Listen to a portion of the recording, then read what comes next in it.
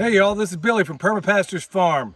Wonderful day. It's a little bit warm here, but you know, I can dig it. Okay, let's talk about what we got here today, folks. We're going to talk about more of the syntropic type of planting that you can do. But I want to just give you a kind of a brief overlay of what we got going. Remember, alongside of our driveway, which is over here, you probably can't see it, alongside of our driveway is basically part of an orchard. It's orchestrated this way specifically for ease. It makes good sense to be able to get out of your vehicle, harvest, and move on. Now, we're a ways away from being able to harvest, but folks, this thing is only a year and a half in the making, and every one of those were bare roots that were that tall. So these methods work. And just briefly, we got a combination of everybody from Elaine Ingham, Mark Shepard, Stefan Subkowiak, Jeff Lawton. The list is long of everybody we used to be able to do this design. Also, Paul Gauchi, as you could probably detect with some of the wood chips down here.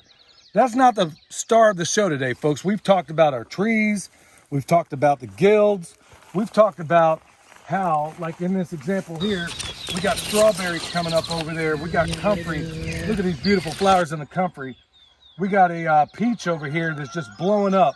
Blueberry, nitrogen fixers, all of it right here in one spot. But let's go down the hill because it's an orchard until it gets to a certain point. Right now, we'll call all of this an orchard. And by the way, not everything's making it. Siberian pea shrub, I think, that's not going to make it, but big deal. That happens. So, and that's where we go in the Mark Shepard stun method.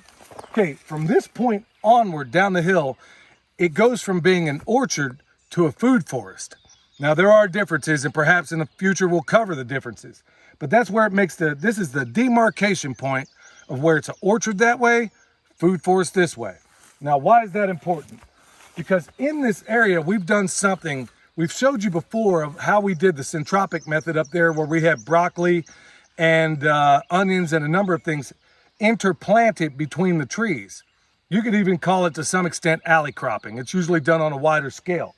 But what I want to showcase today, wow, look at all the blueberries coming up on that. But okay, sorry to get sidetracked, folks. What I want to talk about today is what we've done here. We got a row of trees this way. I know from your perspective, it might be a little bit difficult to see, so I'll try to describe it. We have a row of trees, fruit trees and nitrogen fixers going that way. And on this side, we have the same exact thing. But we got all this space in between that in a typical orchard would be useless. They wouldn't be using it for anything.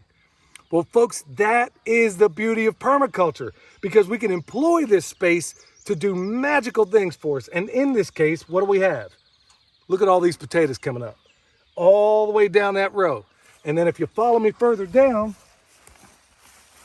we did the same exact thing in this row, but you'll notice it's a little bit different. Remember, in this area, we have cardboard down, and then above that cardboard, we have every bit of maybe 6 inches of wood chips.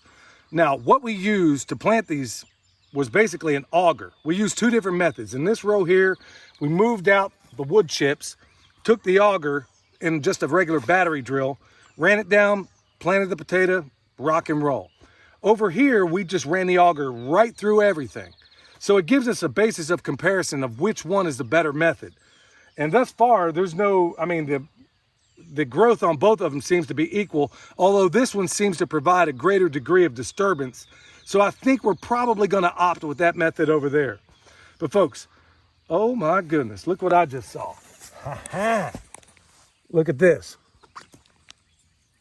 Would you like some strawberries? Yeah, buddy, that's what I'm talking about. So we got strawberries, blueberries, and folks, I'm tripping because this is what it's all about. All those days where you sweat and you work yourself to the bone trying to get something that's, you know, something that's worthwhile. It's when you see the harvest and you see these things happening that you say, my goodness, there is no other way to live. But I'll get back on topic. Okay, folks, look here. We got all this planted in an area that would ordinarily be walking area. You still got it, you just got to navigate it in a different way.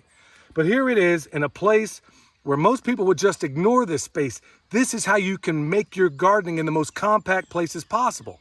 Now, let me kind of jump into another subject because I get a lot of questions about this. People are saying, well, I don't have the land or I don't have the space. Well, do you or don't you? Because I got news for you folks, there's a lot of places out there where you can do guerrilla gardening like this. Is it legal? Well, there's such a thing as unjust laws.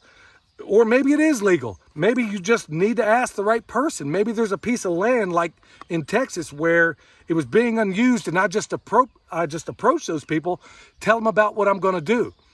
And they say, yeah, we're not doing anything with it. So these are methods that you can employ not only at your own space, in between your apple, peach, and pear fruit nitrogen fixing trees. You can use this space, create a little more biomass for the soil, do wonderful things for those spaces that everybody thinks is useless. It's not. You can do this in other places as well, maybe in a park, maybe in a national park. Like Joel Salatin said, everybody's out there, you know, everybody's growing marijuana in a national park, but nobody ever thought about growing tomatoes? Same method, y'all. You can use this at your place or in other places that are being unused, especially at a time in America, and I dare say the world, where food security is starting to become a little bit questionable. You see it at the checkout lines. You see it every single day, whether you're buying your gas, no matter what it is. This is a tax-free way in which you can take this stuff, harvest it potentially, and put it to use at your home. Easy, easy peasy. Nothing to it, folks. So if I seem a little bit animated today, it's because I have every reason. If you can't get excited about this, check your pulse. I don't know what to tell you. But folks, that is the beauty of permaculture. That is the beauty of taking all these wonderful methods from all these wonderful teachers that is equally, that they share this stuff with no thought about how they necessarily benefit. This information's out there. We provide as much as we can, and we also give you the native sources so you can go back and examine it for yourself. Check out the people I mentioned earlier in this video. Check out other people that are doing astonishing things like Deep South Homestead, where they grow abundantly in a place where they shouldn't be able to. There's so many other people out there, folks, and they're not necessarily the most heavily touted. Just go out there and search for it. You can find it. So folks, I hope this helps. Look at this beauty everywhere you turn. And I can't think of a better way to live. So folks, until next time, remember, subscribe, tell your friends about us. Do this stuff yourself. Think outside the box. Put it in areas that other people haven't thought of.